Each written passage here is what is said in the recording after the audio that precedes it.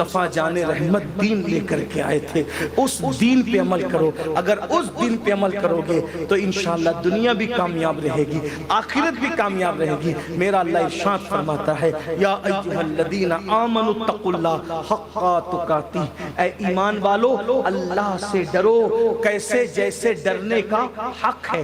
اور اللہ سے ڈرنے کا حق کیا ہے؟ حجت الاسلام امام غزالی رحمت اللہ علیہ لکھتے ہیں اللہ سے ڈرنے کا حق یہ ہے کہ جن جن چیزوں سے اللہ نے ہمیں منع کر دیا ان سے رک جاؤ، اور جن چیزوں کو کرنے کا حکم دیا اس پہ عمل کرو۔ اور پھر دوسری بات فرمائی وَلَا تَمُوتُنَّ إِلَّا وَأَنْتُمْ مُسْلِمُونَ، تم نہ مرو مگر اس حال میں کہ تم مسلمان ہو۔ یعنی اللہ سے ڈرتے رہو اور جب دنیا سے جاؤ تو ایمان پر جاؤ، یعنی آخری دم تک دین پر قائم رہو، ایمان پر قائم رہو، اسلام پر قائم رہو۔ یاد رکھنا، بس اس پہ گفتگو کرتے کرتے اپنی بات پوری کرتا ہوں، مرو تو ایمان پہ مرو، مرو تو ایمان پہ مرو، یہ ضروری ہے۔ ایک آدمی کروڑوں سال بفرض محال اگر عبادت کرے اور ایمان پہ نہیں مرا وہ جہنم میں جائے گا، اور ایک آدمی اس نے کوئی بھی نیکی نہیں کی اور ایمان پہ مرا تو انشاءاللہ وہ جنت میں جائے گا۔ ٹھیک، ایمان پہ مرنا ضروری ہے۔ اور ایک بات آپ کو بتاؤں، ایمان پہ مرنا آسان نہیں۔ سرکار غوث پاک فرمایا کرتے تھے کہ جو ایمان پر مرنے کی فکر نہیں کرتا مجھے ڈر لگتا ہے کہ جب وہ مرے گا تو کافر ہو کے مرے گا۔ ہم دعاؤں میں سب مانگتے ہیں، ایمان کب مانگا ہم نے، ایمان کی کب پرواہ کی؟ آئیے دھڑکتے ہوئے دل سے ایک بات سنیں اور لرزہ دینے والی بات۔ ہماری کتابوں میں لکھا ہے، امام غزالی جیسے بزرگوں نے لکھا ہے کہ ایک بہت بڑا محدث، بہت بڑا عالم، بہت بڑا فقیہ تھا، وہ مرنے سے پہلے پہلے عیسائی ہو کے مرا، مرنے سے پہلے پہلے عیسائی ہو کے مرا۔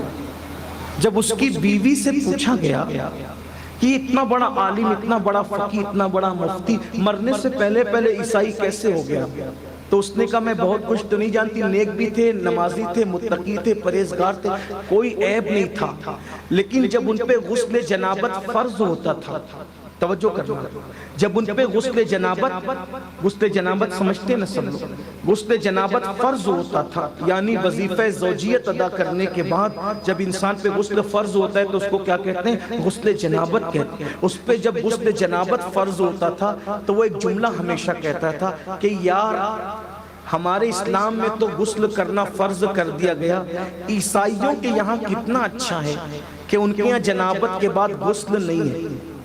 یعنی ایسا نہیں کہ وہ غسل نہیں کرتا تھا، بہت توجہ سے اپنی آخرت کو قبر میں نگاہوں میں بسا کے اللہ کی بارگاہ میں حاضر ہونے کا تصور نگاہوں میں بسا کر کے ذرا سوچو، وہ غسل کرتا تھا، ایسا نہیں کہ غسل نہیں کرتا، غسل کرتا تھا، لیکن ایک جملہ کہتا تھا کہ ہمیں تو غسل کرنا پڑتا ہے، کتنا اچھا ہے کہ وہاں غسل نہیں ہے، عیسائیوں کے غسل نہیں ہے۔ یعنی عیسائیوں کے مذہب پر وہ عمل نہیں کرتا تھا، صرف عیسائیوں کے مذہب کو ایک معاملے میں پسند کرتا تھا، صرف پسند کرتا تھا، پسند کرتا تھا، عمل نہیں کرتا تھا، صرف پسند کرتا تھا کہ ان کے یہاں غسل نہیں ہے، وہ کام اچھا ہے، وہ بھی پورے مذہب کو پسند نہیں کرتا تھا، مذہب کی ایک بات کو پسند کرتا تھا جو اسلام کے خلاف تھی۔ تو اتنا بڑا محدث، مفتی، فقیہ مرا تو کافر ہو کے مرا، صرف ایک بات پسند کر، عیسائیوں کی ایک بات پسند کرنے کی بنیاد پہ کافر ہو کے مرا۔ بھائیو، ہم عیسائی، یہودی اور مشرکوں کی باتوں کو پسند نہیں کرنے، عمل کر، وہ صرف پسند کر لے تو اتنا بڑا نمازی اور نیک ہو کے بھی کافر ہو کر کے مرے، اور ہم تو ان کی چیزوں پہ عمل، یہ داڑھی کٹوا کر جو گٹروں میں پھینک رہے ہو، کس مسلمان نے کیا؟ آج آپ مسلمانوں کو سب کہہ دیجئے، پھر داڑھی رکھنے کے لیے کہیے کوئی ٹس نہیں ہوتا الا ماشاء۔ حالانکہ الحمدللہ ہم لوگوں نے تو جس کو بھی کہا اس نے رکھا، لیکن ایک بات کہنے کی ہے، میں داڑھی رکھوں گا تو کیسے لگوں گا؟ کون مسلمان ہے مجھے بتاؤ کہ کس نے داڑھی کٹوائی ہو؟ آج سے 200 سال پہلے تک کے لائیے فہرست بنائیے، بلکہ سلطان صلاح الدین ایوبی سے ملنے کے لیے جب انگریز ان کے گھر آئے تو انہوں نے جب وہ بٹھایا تو صلاح الدین ایوبی کا بیٹا انگریزوں کو دیکھ کے ڈرنے لگے، تو انگریز نے تانا دیا کہ شیر کا بیٹا ایسا ڈرپوک، صلاح الدین مستقبل تیرا تابناک نہیں ہے، تو بڑا بہادر تھا، تیرا بیٹا ایسے کیسے نکلا، یہ خون کا اثر نہیں آیا؟ صلاح الدین نے کہا اسی سے پوچھ لو ڈرا کیوں، اسی سے پوچھ لو ڈرا کیوں، ڈرنے کی وجہ کیا؟ تو بچے کو جب باپ نے کہا بیٹا تم تو بہادر باپ کے بیٹو، تم ان سے کیسے ڈر گئے؟ تو کہا ابا میں نے جو مرد دیکھا داڑھی والا دیکھا، آج اس لیے پہلی نظر میں ڈر گیا کہ یہ بے داڑھی کی مرد، یہ مخلوق آئی کہیں۔ اور ایک بات یاد، جہاں داڑھی والوں سے بچے ڈرتے ہیں، غور کرنا، داڑھی والوں سے بچے انہی کے گھر کے ڈرتے ہیں جس گھر میں داڑھی والے لوگ رہتے نہیں۔ ہمارے گھر کے بچے کبھی داڑھی والوں سے نہ ڈرے، یہ علماء کے گھر کے بچے۔ اور ایک بات، ہماری فکر کتنی گندی ہے، داڑھی کٹے کوٹ پینٹ والے سے کبھی بچوں کو نہیں کہیں گے یہ آ رہا ہے، یہ آ رہا ہے، یہ اس سے ڈرو، نہیں کہیں۔ ہم اپنے بچوں کو کس سے ڈراتے ہیں؟ او بابا آ جائے، یعنی ایک لوگ فلموں میں داڑھی والوں کو دہشت گرد بعد میں بتا رہے ہیں، ہم نے تو اپنے بچوں کو بچپنے سے بابا دکھا کر کے ڈرایا۔ اس کا مطلب جس کی داڑھی ہے وہ ڈراؤنا، یہ ہم نے فکر بٹھائی۔